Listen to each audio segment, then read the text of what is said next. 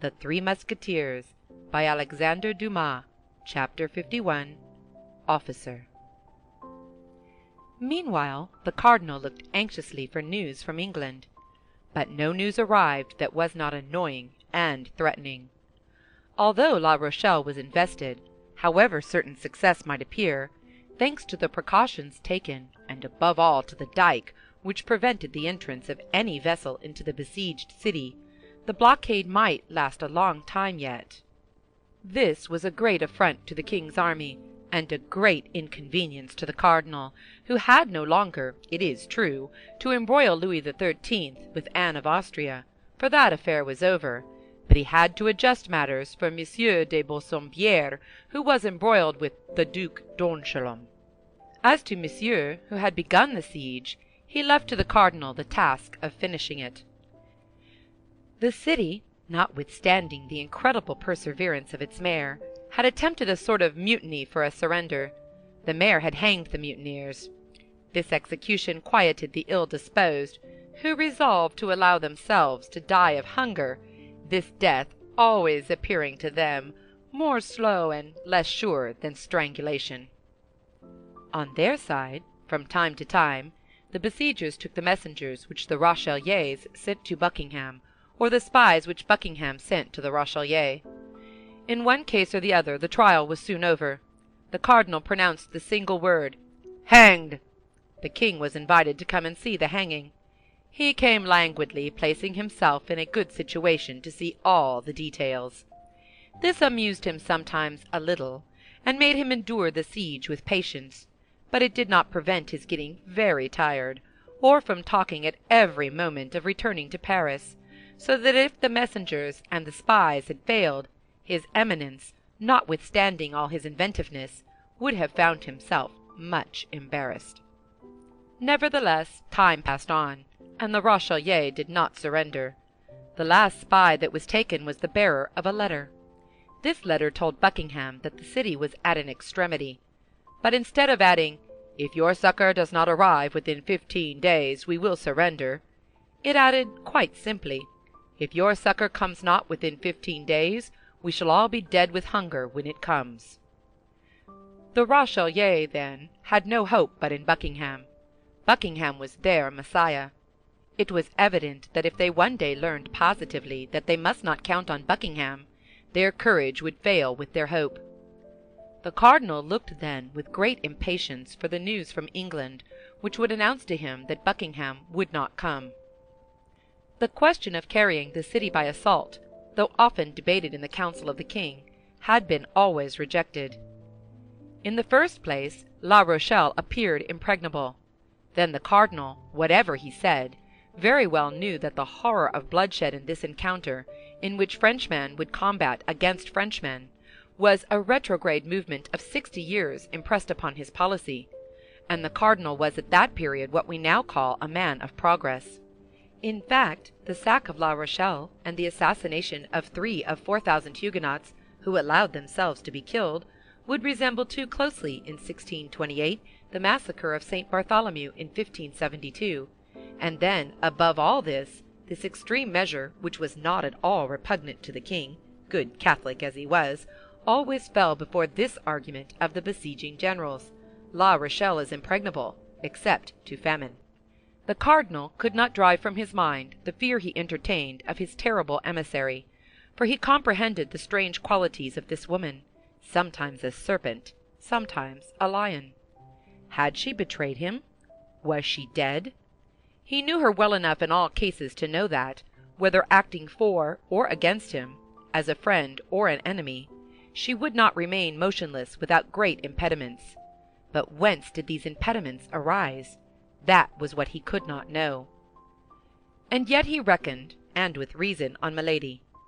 He had divined in the past of this woman terrible things which his red mantle alone could cover, and he felt, from one cause or another, that this woman was his own, as she could look to no other but himself for a support superior to the danger which threatened her. He resolved then to carry on the war alone, and to look for no success foreign to himself, but as we look for a fortunate chance. he continued to press the raising of the famous dike which was to starve La Rochelle. Meanwhile, he cast his eyes over that unfortunate city, which contained so much deep misery and so many heroic virtues, and recalling the saying of Louis XI, his political predecessor, as he himself was the predecessor of Robespierre, he repeated this maxim of Tristan's gossip: divide in order to reign. Henry IV, when besieging Paris, had loaves and provisions thrown over the walls. The cardinal had little notes thrown over, in which he represented to the Rochellais how unjust, selfish, and barbarous was the conduct of their leaders. These leaders had corn in abundance, and would not let them partake of it. They adopted as a maxim, for they too had maxims, that it was of very little consequence that women, children, and old men should die, so long as the men who were to defend the walls remained strong and healthy. Up to that time, whether from devotedness or from want of power to act against it, this maxim, without being generally adopted, nevertheless passed from theory into practice. But the notes did it injury. The notes reminded the men that the children, women, and old men, whom they allowed to die, were their sons, their wives, and their fathers, and that it would be more just for everyone to be reduced to the common misery, in order that equal conditions should give birth to unanimous resolutions. These notes had all the effect that he who wrote them could expect, in that they induced a great number of the inhabitants to open private negotiations with the royal army. But at the moment when the cardinal saw his means already bearing fruit, and applauded himself for having put it in action, an inhabitant of La Rochelle, who had contrived to pass the royal lines, God knows how, such was the watchfulness of Bassompierre, Schomberg, and the Duc d'Angoulême, themselves watched over by the cardinal, an inhabitant of La Rochelle, we say, entered the city coming from Portsmouth, and saying that he had seen a magnificent fleet, ready to sail within 8 days. Still further, Buckingham announced to the mayor that at length the great league was about to declare itself against France, and that the kingdom would be at once invaded by the English, Imperial, and Spanish armies. This letter was read publicly in all parts of the city. Copies were put up at the corners of the streets, and even they who had begun to open negotiations interrupted them, being resolved to await the succor so pompously announced. This unexpected circumstance brought back Richelieu's former anxiety, and forced him, in spite of himself, once more to turn his eyes to the other side of the sea. During this time, exempt from the anxiety of its only and true chief, the royal army led a joyous life, neither provisions nor money being wanting in the camp. All the corps rivaled one another in audacity and gaiety. To take spies and hang them, to make hazardous expeditions upon the dike or the sea, to imagine wild plans and to execute them coolly, such were the pastimes which made the army find these days short, which were not only so long to the Rochellais, a prey to famine and anxiety, but even to the cardinal, who blockaded them so closely. Sometimes, when the cardinal, always on horseback, like the lowest gendarme of the army, cast a pensive glance over those works, so slowly keeping pace with his wishes, which the engineers, brought from all the corners of France, were executing under his orders, if he met a musketeer of the company of Treville, he drew near and looked at him in a peculiar manner, and, not recognizing in him one of our 4 companions, he turned his penetrating look and profound thoughts in another direction. One day, when oppressed with a mortal weariness of mind, without hope in the negotiations with the city, without news from England, the cardinal went out without any other aim than to be out of doors, and, accompanied only by Cahusac and La Houdinière, strolled along the beach. Mingling the immensity of his dreams with the immensity of the ocean, he came, his horse going at a foot's pace, to a hill from the top of which he perceived behind a hedge, reclining on the sand and catching in its passage one of those rays of the sun so rare at this period of the year, 7 men surrounded by empty bottles. 4 of these men were our musketeers, preparing to listen to a letter one of them had just received. This letter was so important that it made them forsake their cards and their dice on the drumhead. The other 3 were occupied in opening an enormous flagon of Gaulieu wine. These were the lackeys of these gentlemen. The cardinal was, as we have said, in very low spirits, and nothing when he was in that state of mind increased his depression so much as gaiety in others. Besides, he had another strange fancy, which was always to believe that the causes of his sadness created the gaiety of others. Making a sign to La Houdinière and Cahusac to stop, he alighted from his horse and went toward these suspected merry companions, hoping by means of the sand, which deadened the sound of his steps, and of the hedge which concealed his approach, to catch some words of this conversation which appeared so interesting. At 10 paces from the hedge he recognized the talkative Gascon, and as he had already perceived that these men were Musketeers, he did not doubt that the 3 others were those called the Inseparables, that is to say, Athos, Porthos, and Aramis. It may be supposed that his desire to hear the conversation was augmented by this discovery. His eyes took a strange expression, and with the step of a tiger-cat he advanced toward the hedge. But he had not been able to catch more than a few vague syllables, without any positive sense, when a sonorous and short cry made him start, and attracted the attention of the Musketeers. "Officer!" cried Grimaud. "You are speaking, you scoundrel!" said Athos, rising upon his elbow and transfixing Grimaud with his flaming look. Grimaud, therefore, added nothing to his speech, but contented himself with pointing his index finger in the direction of the hedge, announcing by this gesture the cardinal and his escort. With a single bound the Musketeers were on their feet and saluted with respect. The cardinal seemed furious. "It appears that messieurs the Musketeers keep guard," said he. "Are the English expected by land, or do the Musketeers consider themselves superior officers?" "Monseigneur," replied Athos, for amid the general fright he alone had preserved the noble calmness and coolness that never forsook him. "Monseigneur, the Musketeers, when they are not on duty, or when their duty is over, drink and play at dice, and they are certainly superior officers to their lackeys." "Lackeys!" grumbled the cardinal. "Lackeys who have the order to warn their masters when anyone passes are not lackeys, they are sentinels." "Your Eminence may perceive that if we had not taken this precaution, we should have been exposed to allowing you to pass without presenting you our respects, or offering you our thanks for the favor you have done us in uniting us. D'Artagnan," continued Athos, "you who but lately were so anxious for such an opportunity for expressing your gratitude to Monseigneur, here it is. Avail yourself of it." These words were pronounced with that imperturbable phlegm which distinguished Athos in the hour of danger, and with that excessive politeness which made of him, at certain moments, a king more majestic than kings by birth. D'Artagnan came forward, and stammered out a few words of gratitude, which soon expired under the gloomy looks of the cardinal. "It does not signify, gentlemen," continued the cardinal, without appearing to be in the least swerved from his first intention by the diversion which Athos had started. "It does not signify, gentlemen. I do not like to have simple soldiers, because they have the advantage of serving in a privileged corps, thus to play the great lords. Discipline is the same for them as for everybody else." Athos allowed the cardinal to finish his sentence completely, and bowed in a sign of assent. Then he resumed in his turn.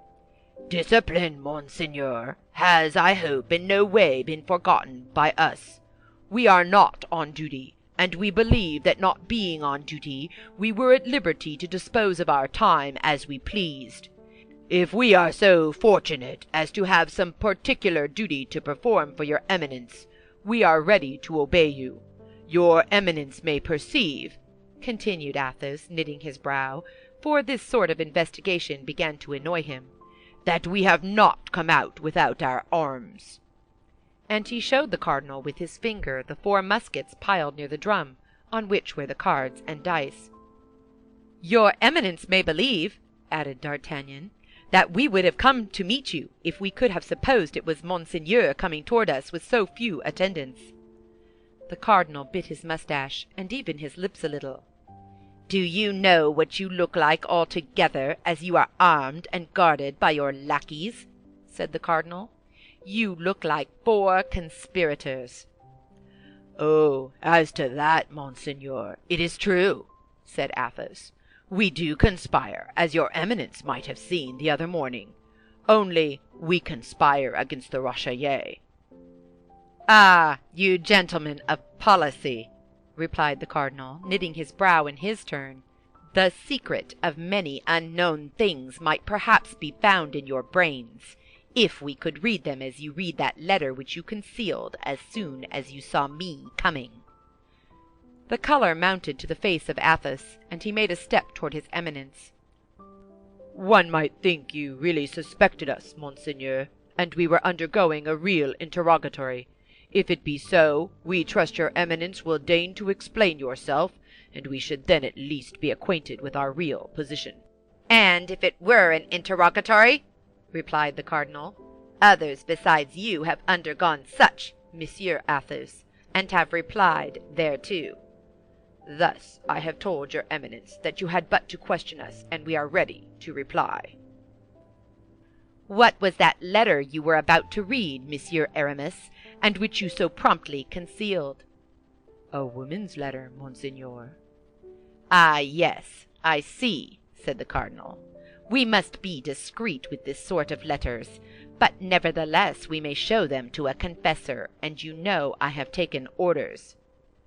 "Monseigneur," said Athos, with a calmness the more terrible because he risked his head in making this reply, "the letter is a woman's letter, but it is neither signed Marion de Lorme nor Madame de Aiguillon."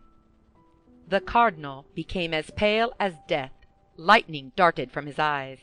He turned round as if to give an order to Cahusac and Houdinière. Athos saw the movement. He made a step toward the muskets, upon which the other three friends had fixed their eyes, like men ill-disposed to allow themselves to be taken. The cardinalists were 3. The Musketeers, lackeys included, were 7. He judged that the match would be so much the less equal if Athos and his companions were really plotting, and by one of those rapid turns which he always had at command, all his anger faded away into a smile.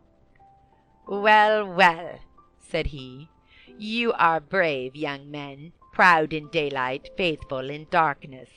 We can find no fault with you for watching over yourselves, when you watch so carefully over others. Gentlemen, I have not forgotten the night in which you served me as an escort to the Red Dovecot.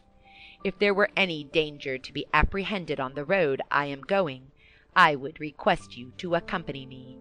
But as there is none, remain where you are, finish your bottles, your game, and your letter. Adieu, gentlemen." And, remounting his horse, which Cahusac led to him, he saluted them with his hand and rode away. The 4 young men, standing and motionless, followed him with their eyes without speaking a single word until he had disappeared. Then they looked at one another. The countenances of all gave evidence of terror, for, notwithstanding the friendly adieu of his Eminence, they plainly perceived that the cardinal went away with rage in his heart. Athos alone smiled with a self-possessed, disdainful smile. When the cardinal was out of hearing and sight, "That Grimaud kept bad watch!" cried Porthos, who had a great inclination to vent his ill humor on somebody. Grimaud was about to reply to excuse himself. Athos lifted his finger, and Grimaud was silent. "Would you have given up the letter, Aramis?" said D'Artagnan. "Aye," said Aramis, in his most flute-like tone. "I had made up my mind. If he had insisted upon the letter being given up to him, I would have presented the letter to him with one hand, and with the other I would have run my sword through his body."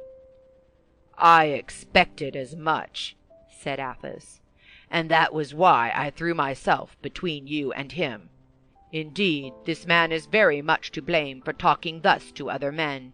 One would say he had never had to do with any but women and children." "My dear Athos, I admire you, but nevertheless we were in the wrong after all."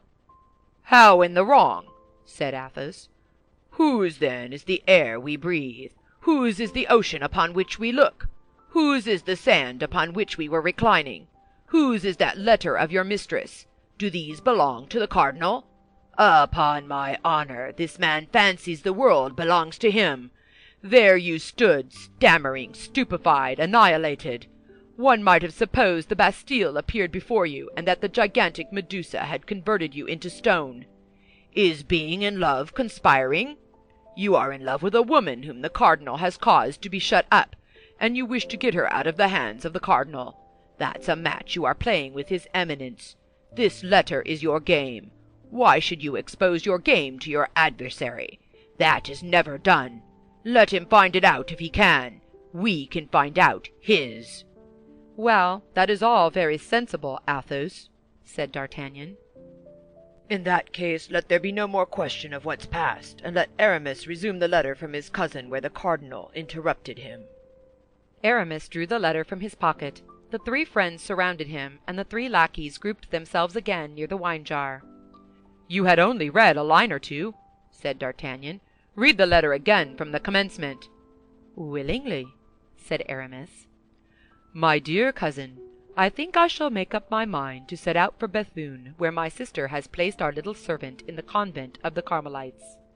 This poor child is quite resigned, as she knows she cannot live elsewhere without the salvation of her soul being in danger. Nevertheless, if the affairs of our family are arranged as we hope they will be, I believe she will run the risk of being damned, and will return to those she regrets, particularly as she knows they are always thinking of her. Meanwhile, she is not very wretched. What she most desires is a letter from her intended.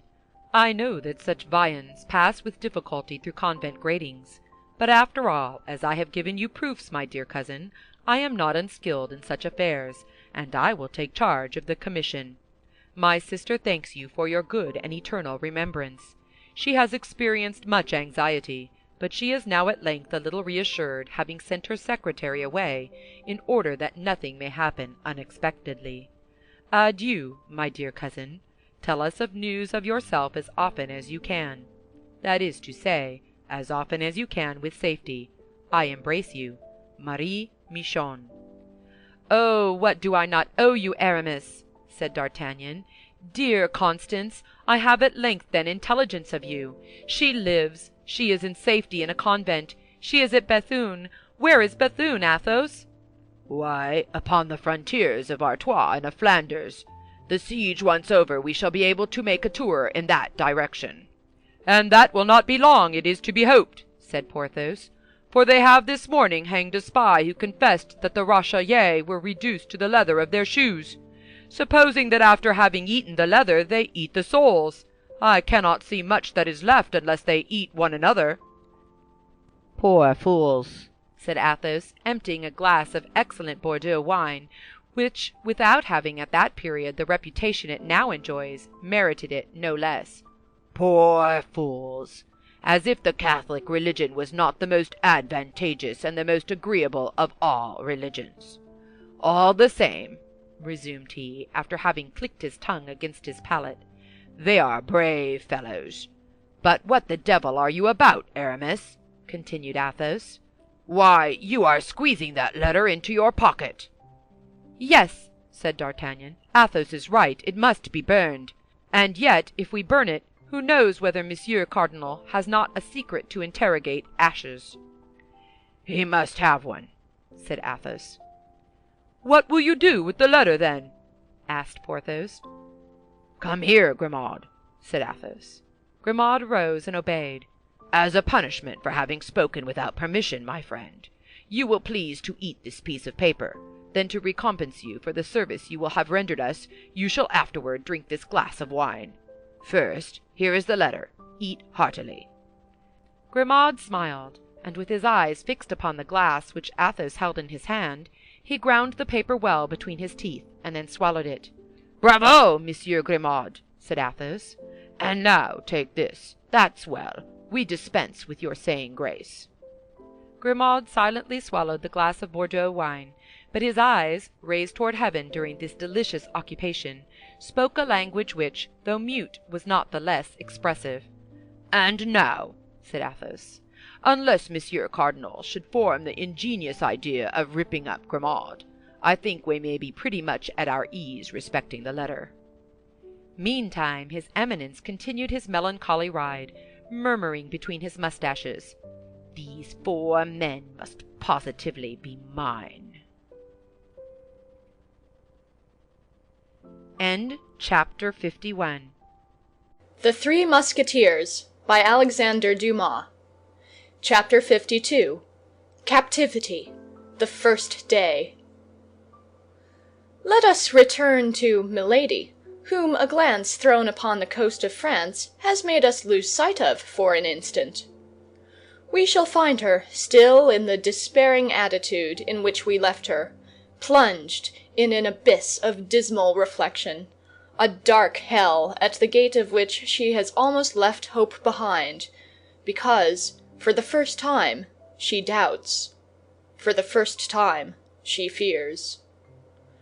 On 2 occasions her fortune has failed her.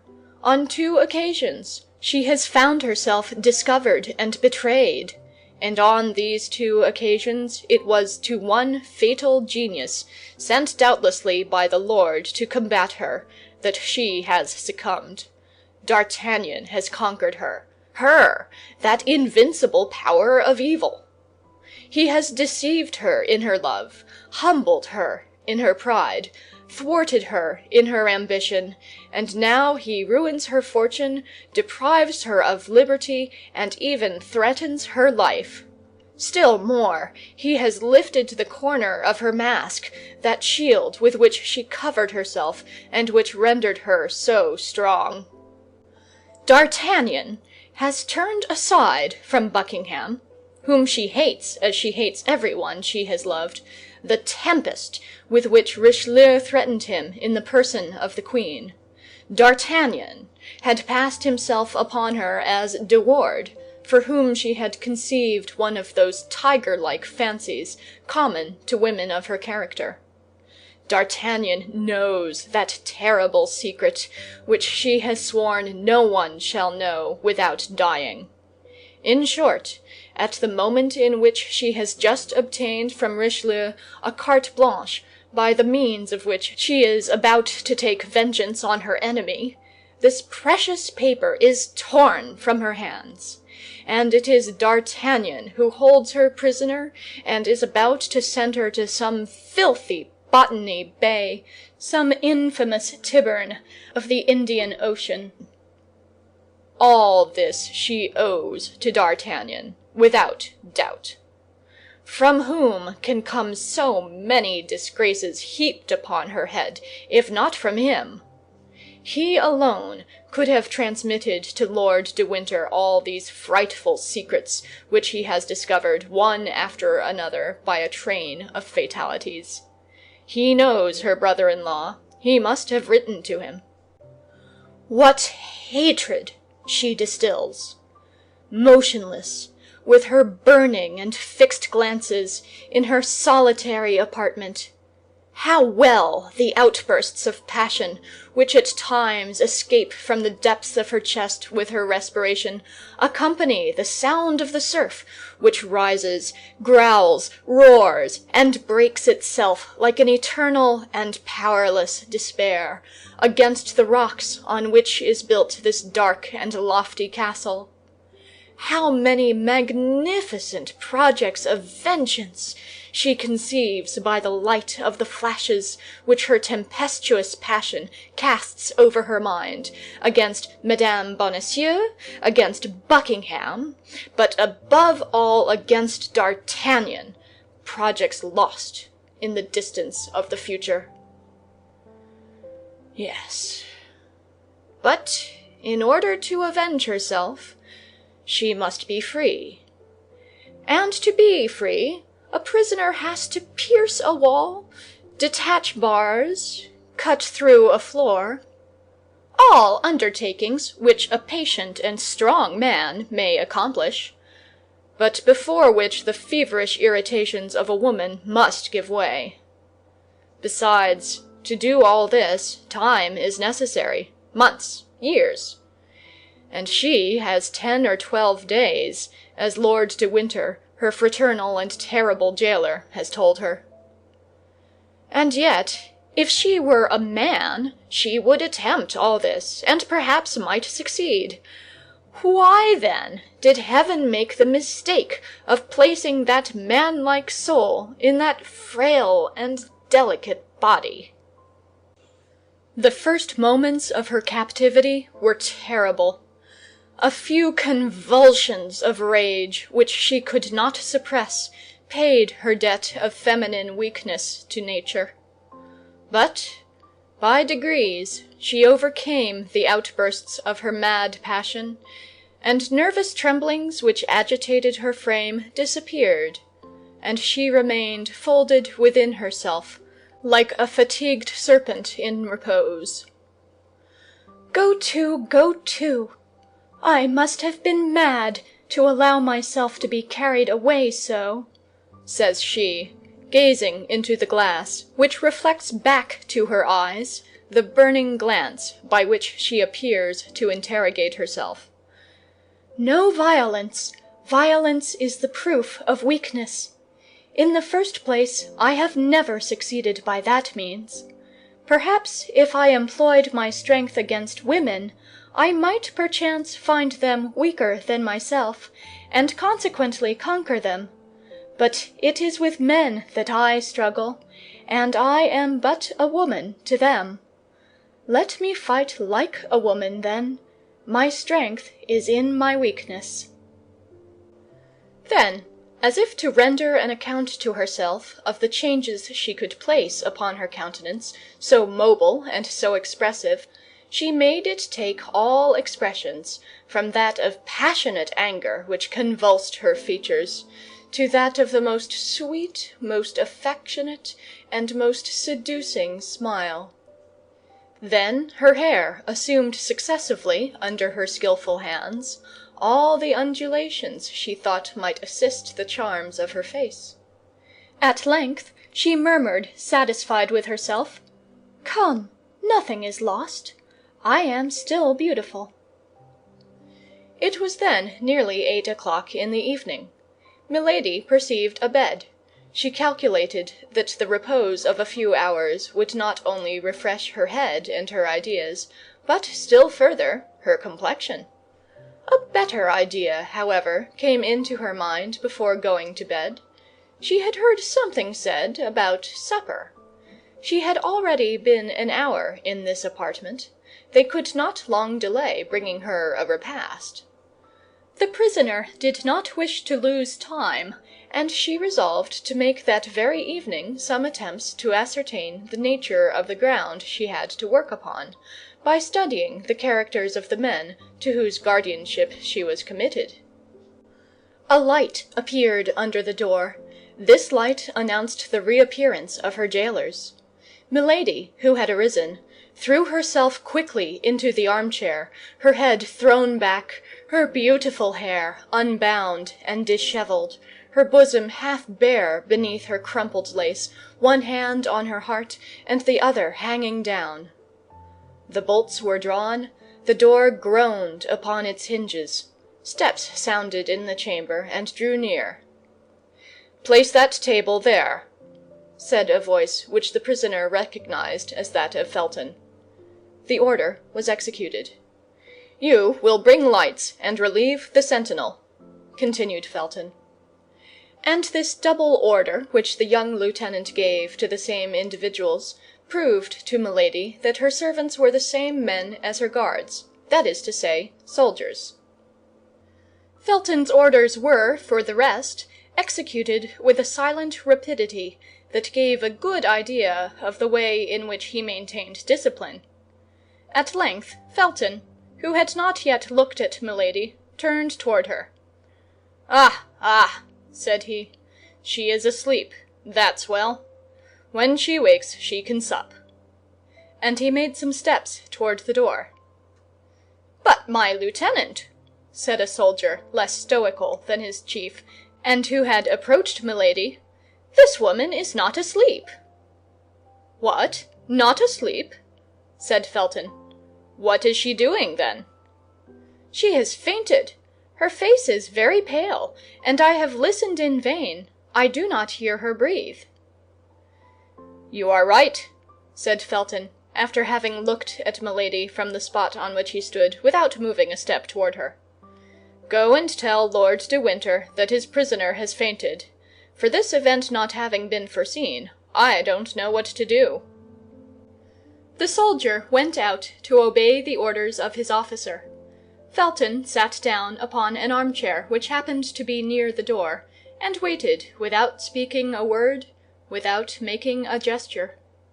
Milady possessed that great art, so much studied by women, of looking through her long eyelashes without appearing to open the lids. She perceived Felton, who sat with his back toward her. She continued to look at him for nearly 10 minutes, and in these 10 minutes the immovable guardian never turned round once. She then thought that Lord de Winter would come, and by his presence give fresh strength to her jailer. Her first trial was lost. She acted like a woman who reckons up her resources.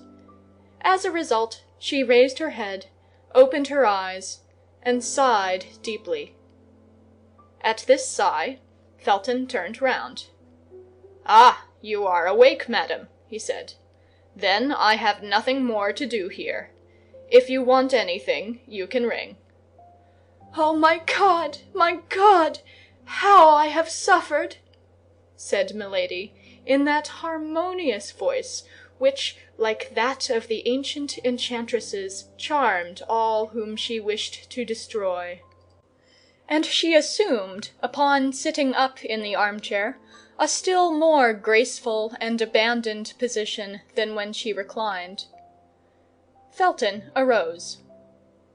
"You will be served thus, madame, 3 times a day," said he.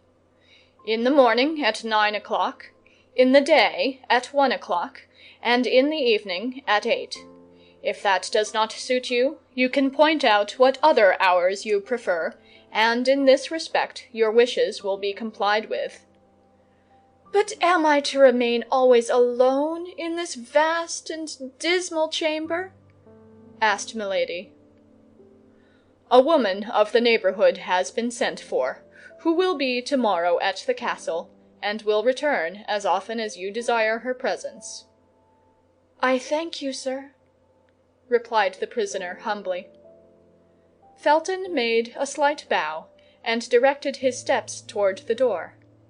At the moment he was about to go out, Lord de Winter appeared in the corridor, followed by the soldier who had been sent to inform him of the swoon of Milady. He held a vial of salts in his hand. "Well, what is it? What is going on here?" said he, in a jeering voice, on seeing the prisoner sitting up and Felton about to go out. "Is this corpse come to life already? Felton, my lad, did you not perceive that you were taken for a novice, and that the first act was being performed of a comedy of which we shall doubtless have the pleasure of following out all the developments?" "I thought so, my lord," said Felton. "But as the prisoner is a woman after all, I wish to pay her the attention that every man of gentle birth owes to a woman, if not on her account, at least on my own." Milady shuddered through her whole system. These words of Felton's passed like ice through her veins. "So," replied de Winter, laughing, "that beautiful hair so skillfully disheveled, that white skin, and that languishing look have not yet seduced you, you heart of stone?" "No, my lord," replied the impassive young man. "Your lordship may be assured that it requires more than the tricks and coquetry of a woman to corrupt me." "In that case, my brave lieutenant, let us leave Milady to find out something else and go to supper. But be easy. She has a fruitful imagination, and the second act of the comedy will not delay its steps after the first." And at these words Lord de Winter passed his arm through that of Felton, and led him out, laughing. "Oh, I will be a match for you," murmured Milady between her teeth. "Be assured of that, you poor spoiled monk. You poor converted soldier, who has cut his uniform out of a monk's frock." "By the way," resumed De Winter, stopping at the threshold of the door, "you must not, Milady, let this check take away your appetite. Taste that fowl and those fish. On my honor, they are not poisoned. I have a very good cook, and he is not to be my heir. I have full and perfect confidence in him. Do as I do. Adieu, dear sister, till your next swoon." This was all that Milady could endure. Her hands clutched her armchair, she ground her teeth inwardly. Her eyes followed the motion of the door as it closed behind Lord de Winter and Felton; and the moment she was alone, a fresh fit of despair seized her. She cast her eyes upon the table, saw the glittering of a knife, rushed toward it and clutched it. But her disappointment was cruel. The blade was round and of flexible silver. A burst of laughter resounded from the other side of the ill-closed door, and the door reopened. "Ha, ha!" cried Lord de Winter. "Ha, ha! Don't you see, my brave Felton? Don't you see what I told you? That knife was for you, my lad. She would have killed you. Observe, this is one of her peculiarities, to get rid thus, after one fashion or another, of all the people who bother her. If I had listened to you, the knife would have been pointed and of steel. Then no more of Felton. She would have cut your throat, and after that everybody else's. See, John, see how well she knows how to handle a knife." In fact, Milady still held the harmless weapon in her clenched hand; but these last words, this supreme insult, relaxed her hands, her strength, and even her will. The knife fell to the ground. "You were right, my lord," said Felton, with a tone of profound disgust, which sounded to the very bottom of the heart of Milady. "You were right, my lord, and I was wrong." And both again left the room. But this time Milady lent a more attentive ear than the first, and she heard their steps die away in the distance of the corridor. "I am lost," murmured she. "I am lost. I am in the power of men upon whom I can have no more influence than upon statues of bronze or granite. They know me by heart, and are steeled against all my weapons. It is, however, impossible that this should end as they have decreed." In fact, as this last reflection indicated, this instinctive return to hope, sentiments of weakness or fear did not dwell long in her ardent spirit. Milady sat down to table, ate from several dishes, drank a little Spanish wine, and felt all her resolution return. Before she went to bed, she had pondered, analyzed, turned on all sides, examined on all points, the words, the steps, the gestures, the signs, and even the silence of her interlocutors; and of this profound, skillful, and anxious study, the result was that Felton, everything considered, appeared the more vulnerable of her two persecutors. One expression above all recurred to the mind of the prisoner. "If I had listened to you," Lord de Winter had said to Felton. Felton, then, had spoken in her favor, since Lord de Winter had not been willing to listen to him. "Weak or strong," repeated Milady, "that man has, then, a spark of pity in his soul. Of that spark I will make a flame that shall devour him. As to the other, he knows me, he fears me, and knows what he has to expect of me if ever I escape from his hands. It is useless, then, to attempt anything with him. But Felton, that's another thing. He is a young, ingenuous, pure man, who seems virtuous. Him there are means of destroying." And Milady went to bed and fell asleep with a smile upon her lips. Anyone who had seen her sleeping might have said she was a young girl dreaming of the crown of flowers she was to wear on her brow at the next festival. End of chapter 52 of The Three Musketeers. The Three Musketeers by Alexandre Dumas. Chapter 53. Captivity. The Second Day. Milady dreamed that she at length had D'Artagnan in her power, that she was present at his execution, and it was the sight of his odious blood flowing beneath the axe of the headsman which spread that charming smile upon her lips. She slept as a prisoner sleeps, rocked by his first hope. In the morning, when they entered her chamber, she was still in bed. Felton remained in the corridor. He brought with him the woman of whom he had spoken the evening before, and who had just arrived. This woman entered, and, approaching Milady's bed, offered her services. Milady was habitually pale.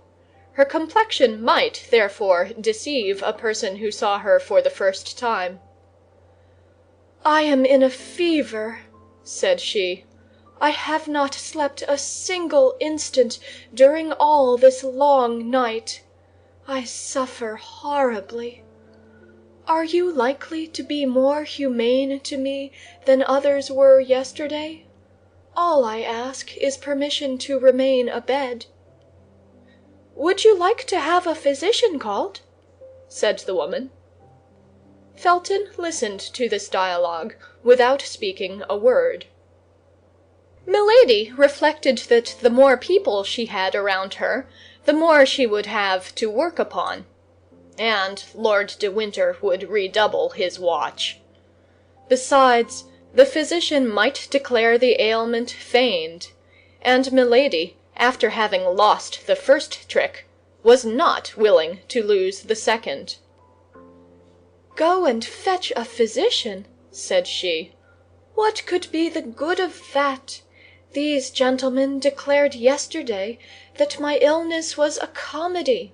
It would be just the same today, no doubt, for since yesterday evening they have had plenty of time to send for a doctor." "Then," said Felton, who became impatient, "say yourself, madame, what treatment you wish followed." How can I tell? My God, I know that I suffer, that's all. Give me anything you like. It is of little consequence." "Go and fetch Lord de Winter," said Felton, tired of these eternal complaints. "Oh, no, no," cried Milady. "No, sir, do not call him. I conjure you. I am well. I want nothing. Do not call him." She gave so much vehemence, such magnetic eloquence to this exclamation, that Felton, in spite of himself, advanced some steps into the room. "He has come," thought Milady. "Meanwhile, madame, if you really suffer," said Felton, "a physician shall be sent for, and if you deceive us, well, it will be the worse for you. But at least we shall not have to reproach ourselves with anything." Milady made no reply, but turning her beautiful head round upon her pillow, she burst into tears and uttered heart-breaking sobs. Felton surveyed her for an instant with his usual impassiveness. Then, seeing that the crisis threatened to be prolonged, he went out. The woman followed him, and Lord de Winter did not appear. "I fancy I begin to see my way," murmured Milady, with a savage joy, burying herself under the clothes to conceal from anybody who might be watching her this burst of inward satisfaction. 2 hours passed away. "Now it is time that the malady should be over," said she. "Let me rise, and obtain some success this very day. I have but 10 days, and this evening 2 of them will be gone." In the morning, when they entered Milady's chamber, they had brought her breakfast. Now she thought they could not long delay coming to clear the table, and that Felton would then reappear. Milady was not deceived. Felton reappeared, and without observing whether Milady had or had not touched her repast, made a sign that the table should be carried out of the room, it having been brought in ready spread. Felton remained behind. He held a book in his hand. Milady, reclining in an armchair near the chimney, beautiful, pale, and resigned, looked like a holy virgin awaiting martyrdom. Felton approached her and said, "Lord de Winter, who is a Catholic like yourself, madame, thinking that the deprivation of the rites and ceremonies of your church might be painful to you, has consented that you should read every day the ordinary of your Mass. And here is a book which contains the ritual." At the manner in which Felton laid the book upon the little table near which Milady was sitting, at the tone in which he pronounced the 2 words, "your Mass," at the disdainful smile with which he accompanied them, Milady raised her head and looked more attentively at the officer. By that plain arrangement of the hair, by that costume of extreme simplicity, by the brow polished like marble and as hard and impenetrable, she recognized one of those gloomy Puritans she had so often met, not only in the court of King James, but in that of the King of France, where, in spite of the remembrance of the Saint Bartholomew, they sometimes came to seek refuge. She then had one of those sudden inspirations which only people of genius receive in great crises, in supreme moments which are to decide their fortunes or their lives. Those 2 words, "your Mass," and a simple glance cast upon Felton, revealed to her all the importance of the reply she was about to make. But with that rapidity of intelligence which was peculiar to her, this reply, ready arranged, presented itself to her lips. "I," said she, with an accent of disdain in unison with that which she had remarked in the voice of the young officer, "I, sir? My Mass?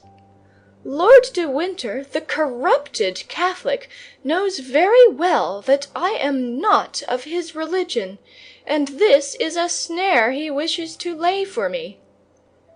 "And of what religion are you, then, madame?" asked Felton, with an astonishment which, in spite of the empire he held over himself, he could not entirely conceal. "I will tell it," cried Milady, with a feigned exultation, "on the day when I shall have suffered sufficiently for my faith." The look of Felton revealed to Milady the full extent of the space she had opened for herself by this single word. The young officer, however, remained mute and motionless. His look alone had spoken. "I am in the hands of my enemies," continued she, with that tone of enthusiasm which she knew was familiar to the Puritans. "Well, let my God save me, or let me perish for my God. That is the reply I beg you to make to Lord de Winter. And as to this book, added she, pointing to the manual with her finger, but without touching it, as if she must be contaminated by it, "you may carry it back and make use of it yourself, for doubtless you are doubly the accomplice of Lord de Winter, the accomplice in his persecutions, the accomplice in his heresies." Felton made no reply, took the book with the same appearance of repugnance which he had before manifested, and retired pensively. Lord de Winter came toward 5 o'clock in the evening. Milady had had time, during the whole day, to trace her plan of conduct. She received him like a woman who had already recovered all her advantages. "It appears," said the Baron, seating himself in the armchair opposite that occupied by Milady, and stretching out his legs carelessly upon the hearth, "it appears we have made a little apostasy."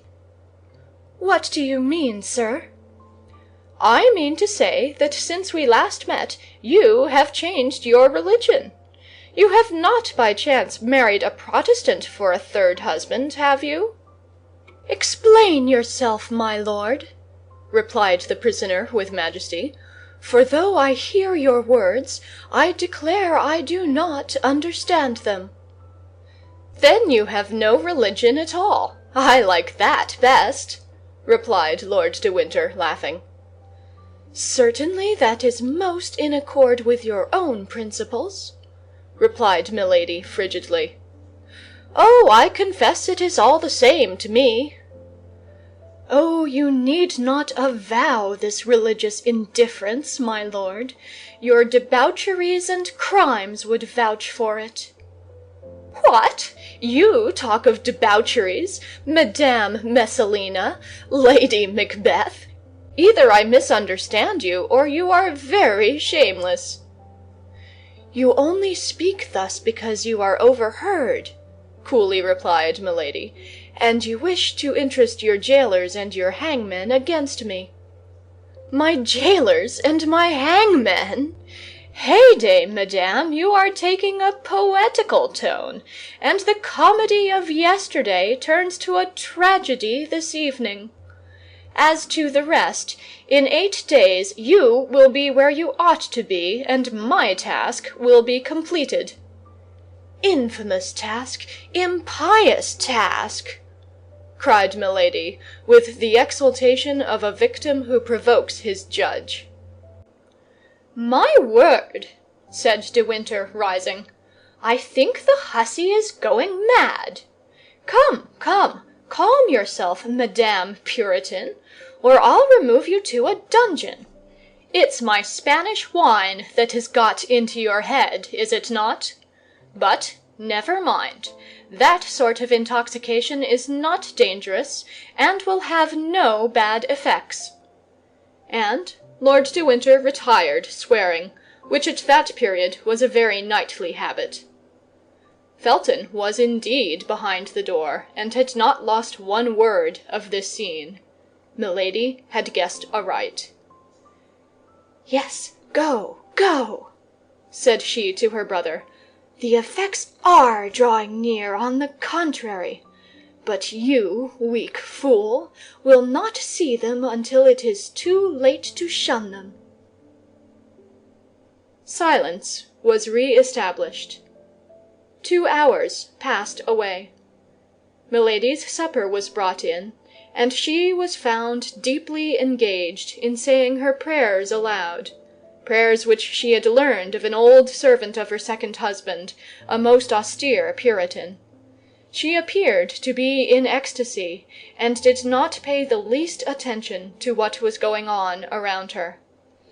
Felton made a sign that she should not be disturbed, and when all was arranged, he went out quietly with the soldiers. Milady knew she might be watched, so she continued her prayers to the end, and it appeared to her that the soldier who was on duty at her door did not march with the same step, and seemed to listen. For the moment she wished nothing better. She arose, came to the table, ate but little, and drank only water. An hour after, her table was cleared, but Milady remarked that this time Felton did not accompany the soldiers. He feared, then, to see her too often. She turned toward the wall to smile, for there was in this smile such an expression of triumph that this smile alone would have betrayed her. She allowed, therefore, half an hour to pass away, and as at that moment all was silence in the old castle, as nothing was heard but the eternal murmur of the waves, that immense breaking of the ocean, with her pure, harmonious, and powerful voice, she began the first couplet of the psalm then in great favour with the Puritans. Thou leavest thy servants, Lord, to see if they be strong, but soon thou dost afford thy hand to lead them on. These verses were not excellent, very far from it, but, as it is well known, the Puritans did not pique themselves upon their poetry. While singing, Milady listened. The soldier on guard at her door stopped, as if he had been changed into stone. Milady was then able to judge of the effect she had produced. Then she continued her singing with inexpressible fervour and feeling. It appeared to her that the sounds spread to a distance beneath the vaulted roofs, and carried with them a magic charm to soften the hearts of her jailers. It, however, likewise appeared that the soldier on duty, a zealous Catholic, no doubt, shook off the charm, for through the door he called, "Hold your tongue, madame! Your song is as dismal as a De Profundis, and if besides the pleasure of being in garrison here we must hear such things as these, no mortal can hold out." "Silence!" then exclaimed another stern voice, which Milady recognized as that of Felton. "What are you meddling with, stupid? Did anybody order you to prevent that woman from singing? No. You were told to guard her, to fire at her if she attempted to fly. Guard her. If she flies, kill her. But don't exceed your orders." An expression of unspeakable joy lightened the countenance of Milady, but this expression was fleeting as the reflection of lightning. Without appearing to have heard the dialogue, of which she had not lost a word, she began again, giving to her voice all the charm, all the power, all the seduction the demon had bestowed upon it. "For all my tears, my cares, my exile and my chains, I have my youth, my praise, and God who counts my pains." Her voice, of immense power and sublime expression, gave to the rude, unpolished poetry of these psalms a magic and an effect which the most exalted Puritans rarely found in the songs of their brethren, and which they were forced to ornament with all the resources of their imagination. Felton believed he heard the singing of the angel who consoled the 3 Hebrews in the furnace. Milady continued. "One day our doors will ope, with God come our desire, and if betrays that hope, to death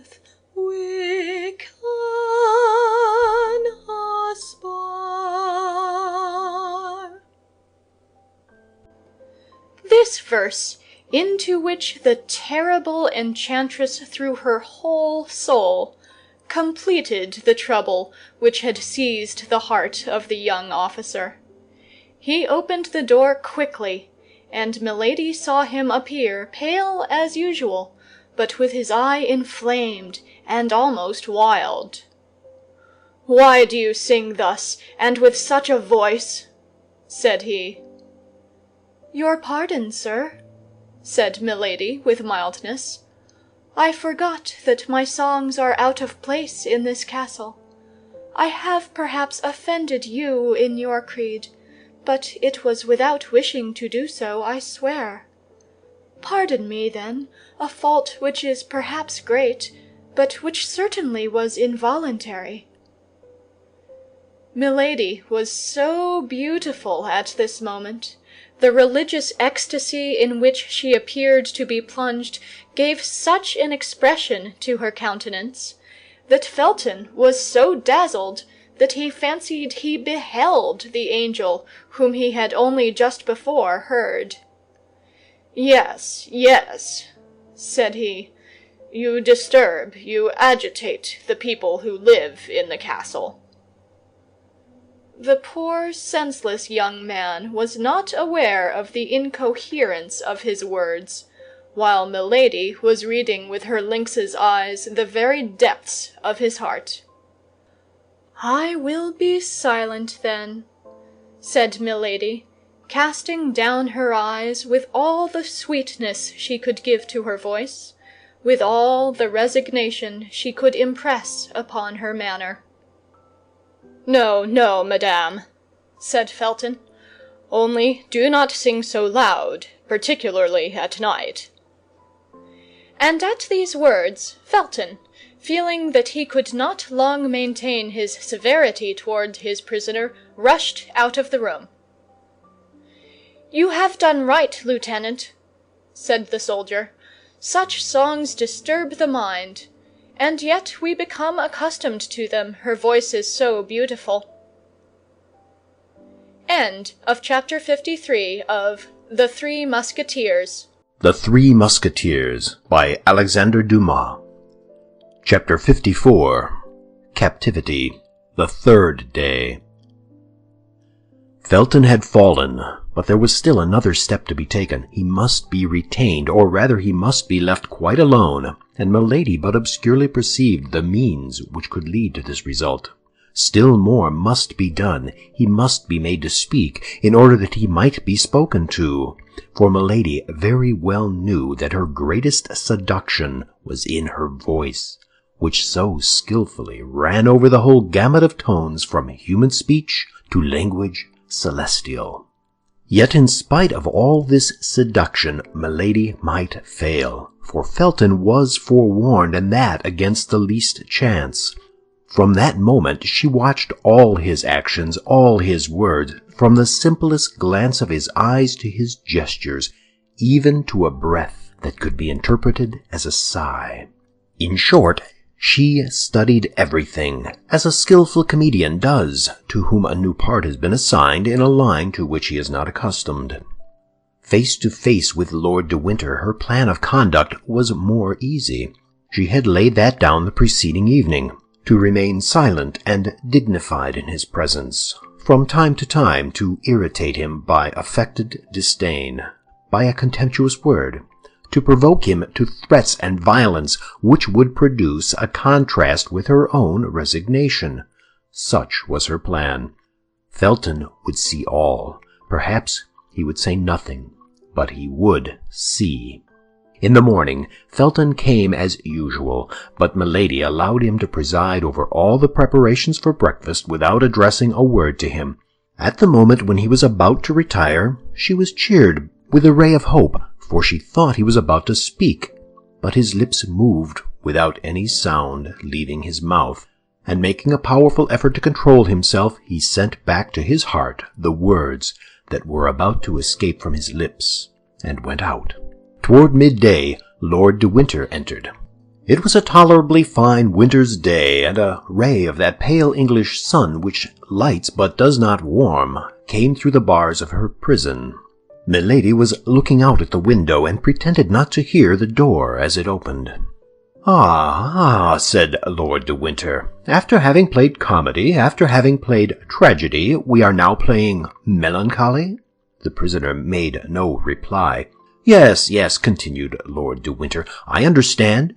You would like very well to be at liberty on that beach. You would like very well to be in a good ship dancing upon the waves of that emerald green sea. You would like very well, either on land or on the ocean, to lay for me one of those nice little ambuscades that you are so skillful in planning. Patience, patience. In 4 days' time the shore will be beneath your feet, the sea will be open to you, more open than will perhaps be agreeable to you, for in 4 days England will be relieved of you. Milady folded her hands, and raising her fine eyes toward heaven, Lord, Lord, said she, with an angelic meekness of gesture and tone, pardon this man, as I myself pardon him. Yes, pray, accursed woman, cried the Baron. Your prayer is so much more generous from your being, I swear to you, in the power of a man who will never pardon you. And he went out. At the moment he went out, a piercing glance darted through the opening of the nearly closed door, and she perceived Felton, who drew quickly to one side to prevent being seen by her. Then she threw herself upon her knees and began to pray. My God, said she, thou knowest in what holy cause I suffer. Give me, then, strength to suffer. The door opened gently. The beautiful supplicant pretended not to hear the noise, and in a voice broken by tears she continued, God of vengeance, God of goodness, wilt thou allow the frightful projects of this man to be accomplished? Then only she pretended to hear the sound of Felton's steps, and rising quick as thought, she blushed, as if ashamed of being surprised on her knees. I do not like to disturb those who pray, madame, said Felton seriously. Do not disturb yourself on my account, I beseech you. How do you know I was praying, sir? said Milady in a voice broken by sobs. You were deceived, sir. I was not praying. Do you think then, madame, replied Felton in the same serious voice but with a milder tone, do you think I assume the right of preventing a creature from prostrating herself before her Creator? God forbid. Besides, repentance becomes the guilty, whatever crimes they may have committed. For me, the guilty are sacred at the feet of God. Guilty? I? said Milady with a smile which might have disarmed the angel of the last judgment. Guilty? Oh, my God! Thou knowest whether I am guilty. Say I am condemned, sir, if you please, but you know that God, who loves martyrs, sometimes permits the innocent to be condemned. Were you condemned? Were you innocent? Were you a martyr? Replied Felton. The greater would be the necessity for prayer, and I myself would aid you with my prayers. Oh, you are a just man, cried Milady, throwing herself at his feet. I can hold out no longer, for I fear I shall be wanting in strength at the moment when I shall be forced to undergo the struggle and confess my faith. Listen, then, to the supplication of a despairing woman.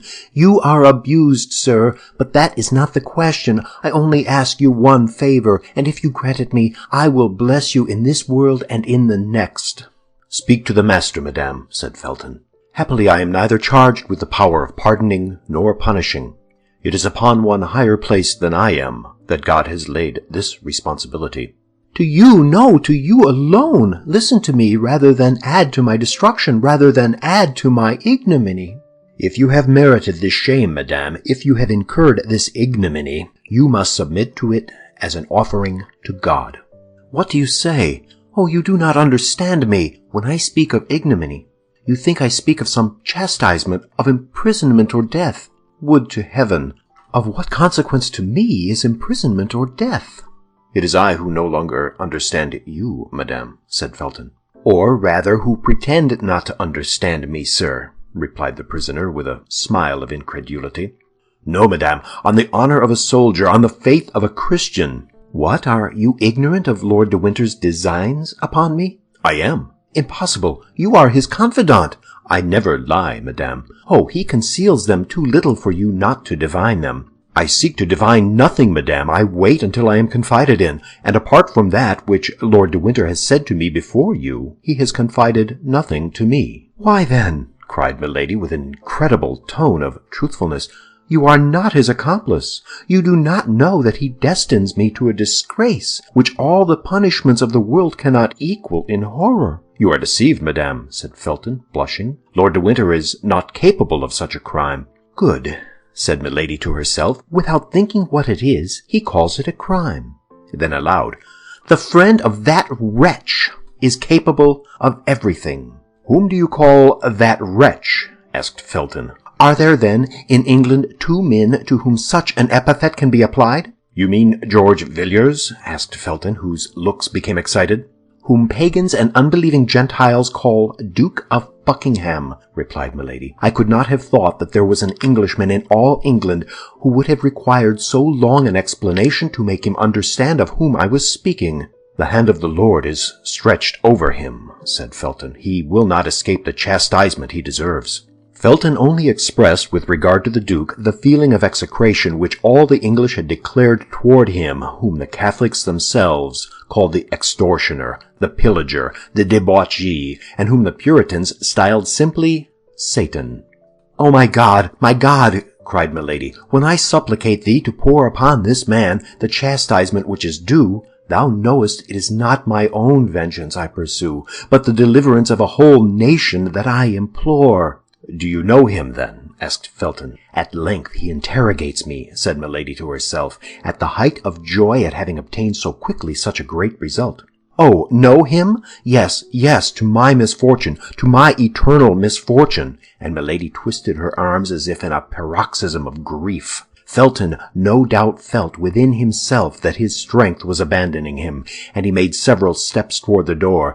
But the prisoner, whose eye never left him, sprang in pursuit of him and stopped him. "Sir," cried she, "be kind, be clement, listen to my prayer. That knife, which the fatal prudence of the Baron deprived me of, because he knows the use I would make of it. Oh, hear me to the end. That knife, give it to me for a minute only, for mercy's, for pity's sake. I will embrace your knees. You shall shut the door, that you may be certain I contemplate no injury to you. My God, to you, the only just, good, and compassionate being I have met with, to you, my preserver, perhaps, 1 minute that knife, 1 minute, a single minute, and I will restore it to you through the grating of the door. Only 1 minute, Mr. Felton, and you will have saved my honor." "To kill yourself?" cried Felton with terror, forgetting to withdraw his hands from the hands of the prisoner. "To kill yourself?" "I have told, sir," murmured Milady, lowering her voice and allowing herself to sink overpowered to the ground. "I have told my secret. He knows all. My God, I am lost." Felton remained standing, motionless and undecided. He still doubts, thought Milady. I have not been earnest enough. Someone was heard in the corridor. Milady recognized the step of Lord de Winter. Felton recognized it also and made a step toward the door. Milady sprang toward him. "Oh, not a word," said she in a concentrated voice, "not a word of all that I have said to you to this man, or I am lost. And it would be you. Then, as the steps drew near, she became silent, for fear of being heard, applying with a gesture of infinite terror her beautiful hand to Felton's mouth. Felton gently repulsed Milady, and she sank into a chair. Lord de Winter passed before the door without stopping, and they heard the noise of his footsteps soon die away.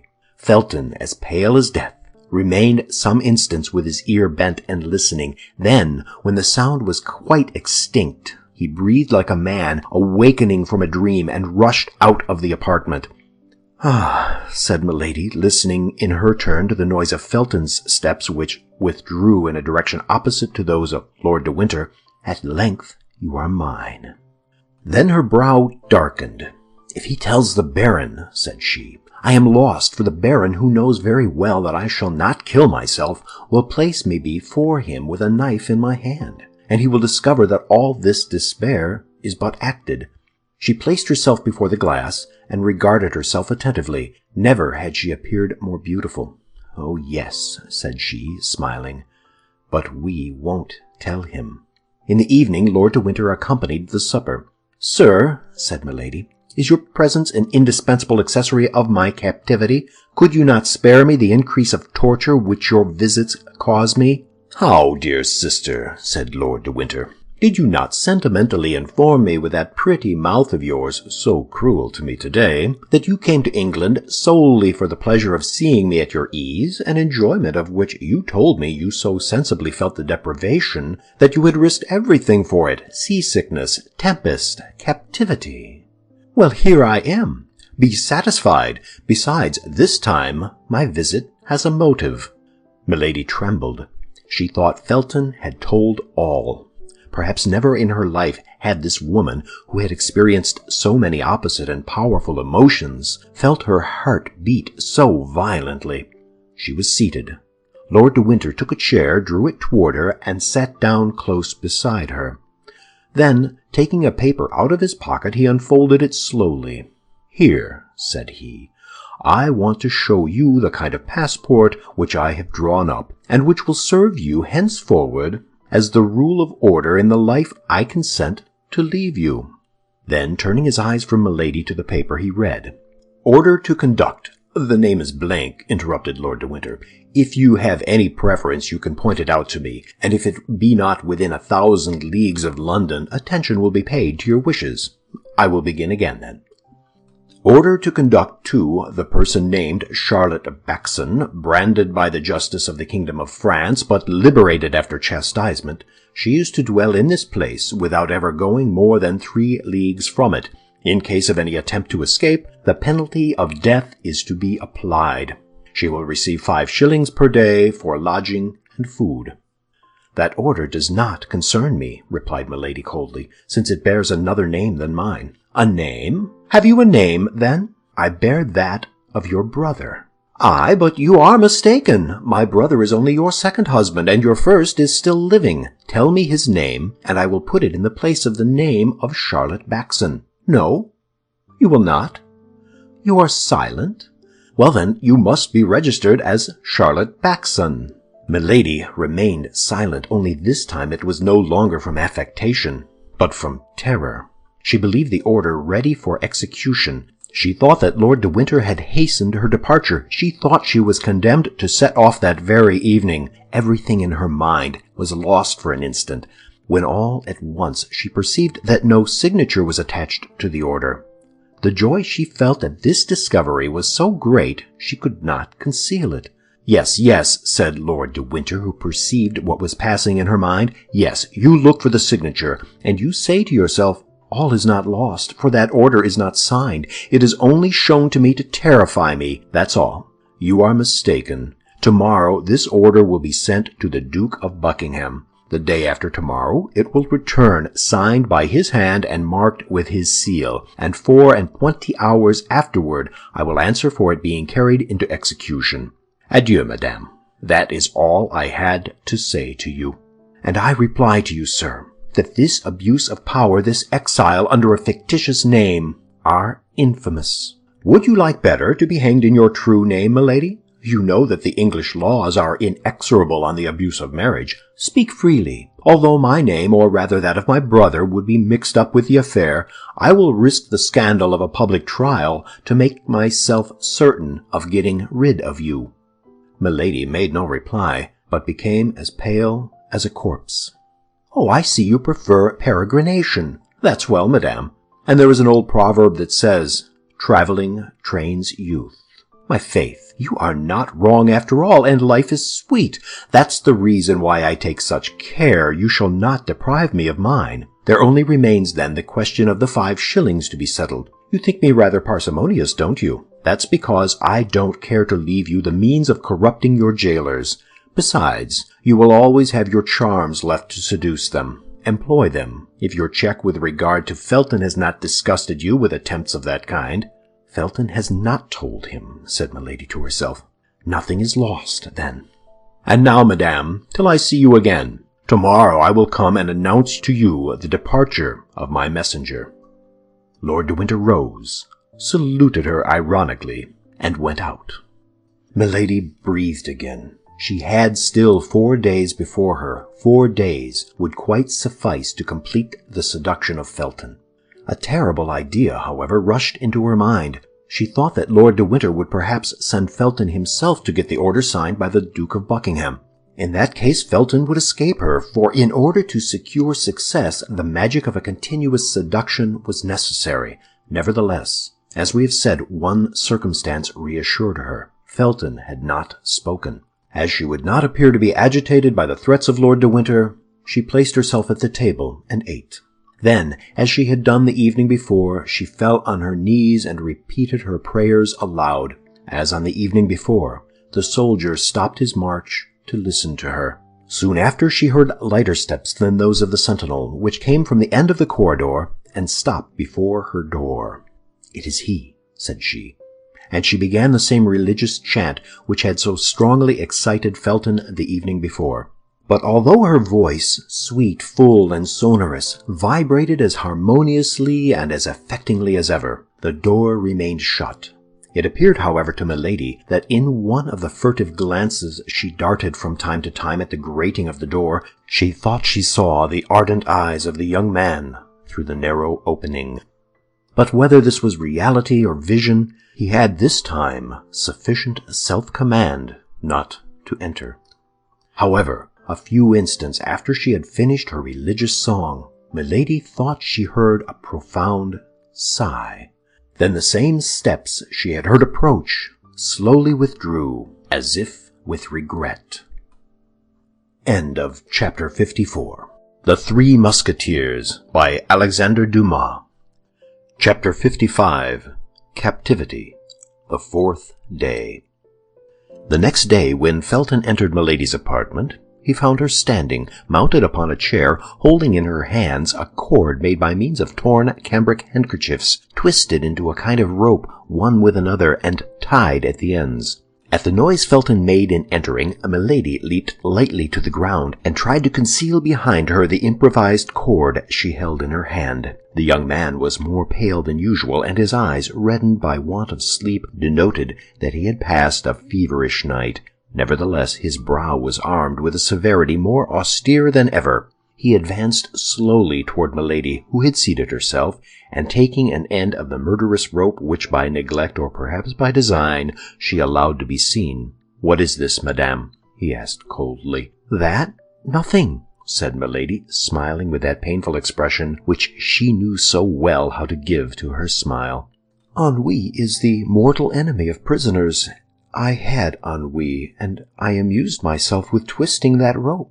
Felton turned his eyes toward the part of the wall of the apartment before which he had found Milady standing in the armchair in which she was now seated, and over her head he perceived a gilt-headed screw fixed in the wall for the purpose of hanging up clothes or weapons. He started, and the prisoner saw that start, for though her eyes were cast down, nothing escaped her. "What were you doing on that armchair?" asked he. "Of what consequence?" replied Milady. "But," replied Felton, "I wish to know."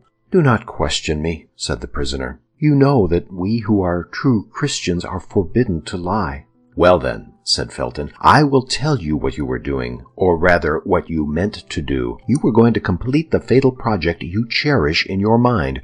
Remember, madame, if our God forbids falsehood, he much more severely condemns suicide.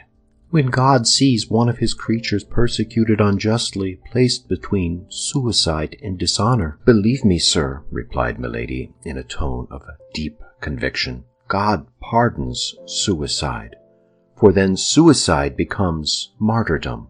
You say either too much or too little. Speak, madame. In the name of heaven, explain yourself." "That I may relate my misfortunes for you to treat them as fables, that I may tell you my projects for you to go and betray them to my persecutor? No, sir.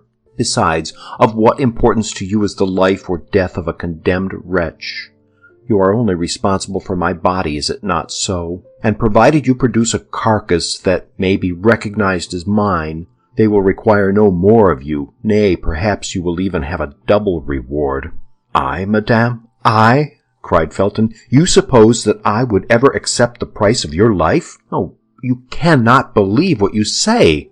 "Let me act as I please, Felton, let me act as I please," said Milady, elated. "Every soldier must be ambitious, must he not? You are a lieutenant? Well, you will follow me to the grave with the rank of captain." "What have I, then, done to you," said Felton, much agitated, "that you should load me with such a responsibility before God and before men? In a few days you will be away from this place. Your life, madame, will then no longer be under my care, and," added he with a sigh, "then you can do what you will with it." "So," cried Milady, as if she could not resist giving utterance to a holy indignation, "you, a pious man, you who are called a just man, you ask but one thing, and that is that you may not be inculpated, annoyed by my death. It is my duty to watch over your life, madame, and I will watch. But do you understand the mission you are fulfilling? Cruel enough if I am guilty, but what name can you give it? What name will the Lord give it if I am innocent? I am a soldier, madame, and fulfill the orders I have received. Do you believe, then, at the day of the last judgment God will separate blind executioners from iniquitous judges? You are not willing that I should kill my body, and you make yourself the agent of him who would kill my soul."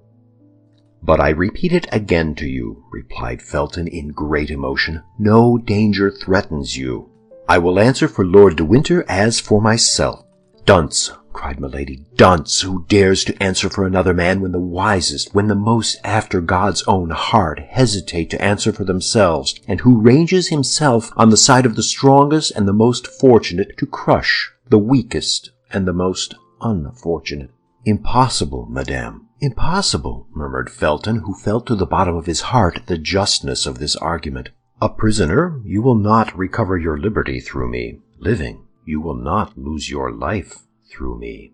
"Yes," cried Milady, "but I shall lose that which is much dearer to me than life. I shall lose my honor, Felton, and it is you whom I make responsible before God and before men for my shame and my infamy."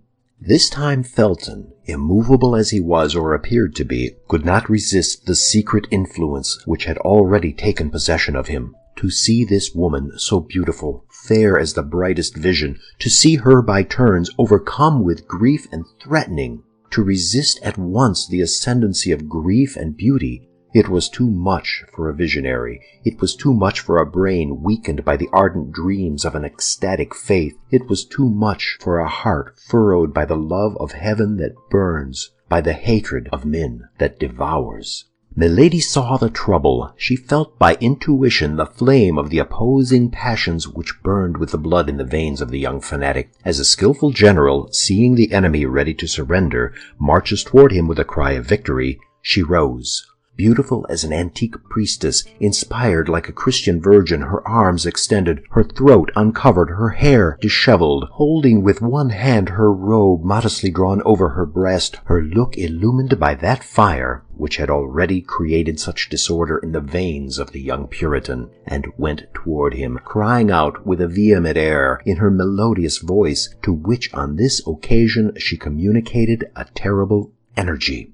"Let this victim to Baal be sent, to the lions the martyr be thrown. Thy God shall teach thee to repent. From the abyss he'll give ear to my moan." Felton stood before this strange apparition like one petrified. "Who art thou? Who art thou?" cried he, clasping his hands. "Art thou a messenger from God? Art thou a minister from hell? Art thou an angel or a demon? Callest thou thyself Eloa or Astarte? Do you not know me, Felton? I am neither an angel nor a demon. I am a daughter of earth. I am a sister of thy faith. That is all." "Yes, yes," said Felton. "I doubted, but now I believe." "You believe, and still you are an accomplice of that child of Belial who is called Lord de Winter. You believe, and yet you leave me in the hands of mine enemies, of the enemy of England, of the enemy of God. You believe, and yet you deliver me up to him who fills and defiles the world with his heresies and debaucheries, to that infamous Sardanapalus whom the blind call the Duke of Buckingham, and whom believers name Antichrist." "I deliver you up to Buckingham? I? What mean you by that?" "They have eyes," cried Milady, "but they see not. Ears have they, but they hear not." "Yes, yes," said Felton, passing his hands over his brow, covered with sweat as if to remove his last doubt. "Yes, I recognize the voice which speaks to me in my dreams. Yes, I recognize the features of the angel who appears to me every night, crying to my soul which cannot sleep, 'Strike! Save England! Save thyself! For thou wilt die without having appeased God. Speak! Speak!' cried Felton. "I can understand you now." A flash of terrible joy, but rapid as thought, gleamed from the eyes of Milady. However fugitive this homicide flash, Felton saw it, and started as if its light had revealed the abysses of this woman's heart. He recalled, all at once, the warnings of Lord de Winter, the seductions of Milady, her first attempts after her arrival. He drew back a step, and hung down his head, without, however, ceasing to look at her, as if, fascinated by this strange creature, he could not detach his eyes from her eyes. Milady was not a woman to misunderstand the meaning of this hesitation. Under her apparent emotions, her icy coolness never abandoned her. Before Felton replied, and before she could be forced to resume this conversation, so difficult to be sustained in the same exalted tone, she let her hands fall, and as if the weakness of the woman overpowered the enthusiasm of the inspired fanatic, she said, "But no, it is not for me to be the Judith to deliver Bethulia from this Holofernes. The sword of the Eternal is too heavy for my arm. Allow me, then, to avoid dishonor by death. Let me take refuge in martyrdom. I do not ask you for liberty, as a guilty one would, nor for vengeance, as would a pagan. Let me die, that is all. I supplicate you, I implore you on my knees, let me die, and my last sigh shall be a blessing for my preserver." Hearing that voice so sweet and suppliant, seeing that look so timid and downcast, Felton reproached himself. By degrees the enchantress had clothed herself with that magic adornment which she assumed and threw aside at will, that is to say, beauty, meekness, and tears, and above all the irresistible attraction of mystical voluptuousness, the most devouring of all voluptuousness. "Alas," said Felton, "I can do but one thing, which is to pity you if you prove to me you are a victim. But Lord de Winter makes cruel accusations against you. You are a Christian. You are my sister in religion. I feel myself drawn toward you. I, who have never loved anyone but my benefactor. I, who have met with nothing but traitors and impious men. But you, madame, so beautiful in reality, you so pure in appearance, must have committed great iniquities for Lord de Winter to pursue you thus." "They have eyes," repeated Milady, with an accent of indescribable grief, "but they see not. Ears have they, but they hear not." "But," cried the officer, "speak then, speak! Confide my shame to you," cried Milady, with the blush of modesty upon her countenance, "for often the crime of one becomes the shame of another. Confide my shame to you, a man, and I a woman? Oh," continued she, placing her hand modestly over her beautiful eyes, "never, never, I could not." "To me, to a brother?" said Felton. Milady looked at him for some time with an expression which the young man took for doubt, but which, however, was nothing but observation, or rather the wish to fascinate. Felton, in his turn a suppliant, clasped his hands. "Well then," said Milady, "I confide in my brother. I will dare to—" At this moment the steps of Lord de Winter were heard, but this time the terrible brother-in-law of Milady did not content himself, as on the preceding day, with passing before the door and going away again. He paused, exchanged 2 words with the sentinel, then the door opened, and he appeared. During the exchange of these 2 words, Felton drew back quickly, and when Lord de Winter entered, he was several paces from the prisoner. The Baron entered slowly, sending a scrutinizing glance from Milady to the young officer. "You have been here a very long time, John," said he. "Has this woman been relating her crimes to you? In that case I can comprehend the length of the conversation." Felton started, and Milady felt she was lost if she did not come to the assistance of the disconcerted Puritan. "Ah, you fear your prisoner should escape," said she. "Well, ask your worthy jailer what favor in this instant I solicited of him." "You demanded a favor?" said the Baron, suspiciously. "Yes, my lord," replied the young man, confused. "And what favor, pray?" asked Lord de Winter. "A knife, which she would return to me through the grating of the door a minute after she had received it," replied Felton. "There is someone, then, concealed here whose throat this amiable lady is desirous of cutting," said de Winter in an ironical, contemptuous tone. "There is myself," replied Milady. "I have given you the choice between America and Tyburn," replied Lord de Winter. "Choose Tyburn, madame. Believe me, the cord is more certain than the knife." Felton grew pale, and made a step forward, remembering that at the moment he entered, Milady had a rope in her hand. "You are right," said she. "I have often thought of it." Then she added in a low voice, "And I will think of it again." Felton felt a shudder run to the marrow of his bones. Probably Lord de Winter perceived this emotion. "Mistrust yourself, John," said he. "I have placed reliance upon you, my friend. Beware, I have warned you. But be of good courage, my lad. In 3 days we shall be delivered from this creature, and where I shall send her she can harm nobody." "You hear him!" cried Milady with vehemence, so that the Baron might believe she was addressing heaven, and that Felton might understand she was addressing him. Felton lowered his head and reflected. The Baron took the young officer by the arm and turned his head over his shoulder so as not to lose sight of Milady till he was gone out. "Well," said the prisoner when the door was shut, "I am not so far advanced as I believed. De Winter has changed his usual stupidity into a strange prudence. It is the desire of vengeance, and how desire molds a man. As to Felton, he hesitates. Ah, he is not a man like that cursed D'Artagnan.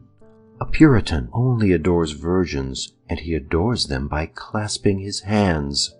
A Musketeer loves women, and he loves them by clasping his arms around them." Milady waited then with much impatience, for she feared the day would pass away without her seeing Felton again. At last, in an hour after the scene we have just described, she heard someone speaking in a low voice at the door. Presently the door opened, and she perceived Felton. The young man advanced rapidly into the chamber, leaving the door open behind him, and making a sign to Milady to be silent. His face was much agitated. "What do you want with me?" said she.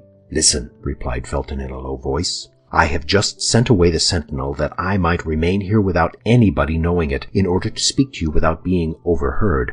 The Baron has just related a frightful story to me." Milady assumed her smile of a resigned victim, and shook her head. "Either you are a demon," continued Felton, "or the Baron, my benefactor, my father, is a monster. I have known you 4 days. I have loved him 4 years. I therefore may hesitate between you. Be not alarmed at what I say. I want to be convinced. Tonight, after 12, I will come and see you, and you shall convince me." "No, Felton, no, my brother," said she. "The sacrifice is too great, and I feel what it must cost you. No, I am lost. Do not be lost with me. My death will be much more eloquent than my life, and the silence of the corpse will convince you much better than the words of the prisoner." "Be silent, madame," cried Felton, "and do not speak to me thus. I came to entreat you to promise me upon your honor, to swear to me by what you hold most sacred, that you will make no attempt upon your life." "I will not promise," said Milady, "for no one has more respect for a promise or an oath than I have, and if I make a promise, I must keep it." "Well," said Felton, "only promise till you have seen me again. If, when you have seen me again, you still persist, well then, you shall be free, and I myself will give you the weapon you desire." "Well," said Milady, "for you I will wait." "Swear." "I swear it by our God. Are you satisfied?" "Well," said Felton, "till tonight."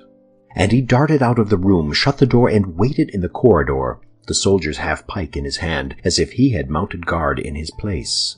The soldier returned, and Felton gave him back his weapon. Then, through the grating to which she had drawn near, Milady saw the young man make a sign with delirious fervor, and depart in an apparent transport of joy. As for her, she returned to her place with a smile of savage contempt upon her lips, and repeated, blaspheming, that terrible name of God, by whom she had just sworn without ever having learned to know him. "My God," said she, "what a senseless fanatic! My God, it is I, and this fellow who will help me to avenge myself." End of chapter 55.